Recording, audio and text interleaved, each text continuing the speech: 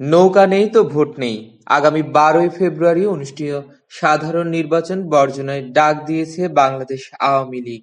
দলটির অন্যতম শীর্ষ নেতা এবং সাবেক তথ্য প্রতিমন্ত্রী মোহাম্মদ আরাফাত এই নির্বাচনকে প্রহসন ও অবৈধ আখ্যা দিয়ে স্পষ্ট ঘোষণা দিয়ে নৌকা নেই, ভোট নেই।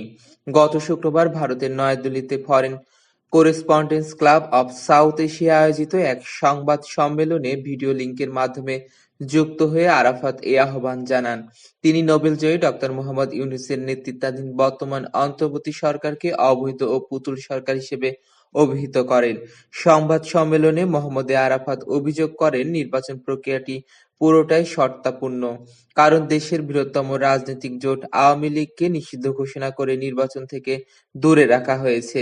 তিনি বলেন, ১৯৭১ সালে দেশে স্বাধীনতার নেতৃত্ব দেয়া দলকে বাদ দিয়ে কোনো নির্বাচন হলে তা বৈধতা পাবে না।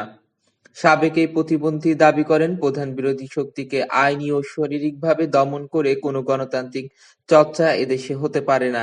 এই পরিস্থিতির প্রতিবাদ করার একমাত্র পথ হিসেবে তিনি সম্পূর্ণ নির্বাচনকে বর্জনের ডাক দেন। দলের নেতাকর্মী ও সাধারণ সমর্থকদের উদ্দেশ্যে তিনি বলেন, এই ফ্যাসিবাদী আচরণের প্রতিবাদে ভোটের দিন কেউ ভোট কেন্দ্রে যাবেন না। সংবাদ সম্মেলনে ক্ষমতাচ্যুত প্রধানমন্ত্রী শেখ হাসিনার একটি অডিও বার্তা প্রচার করা হয়।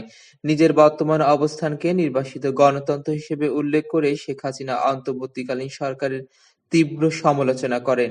সাবেক প্রধানমন্ত্রী অভিযোগ করেন, মাতৃভূমির নিয়ন্ত্রণ এখন একটি খুনি ও ফ্যাসিস্ট চক্রের হাতে।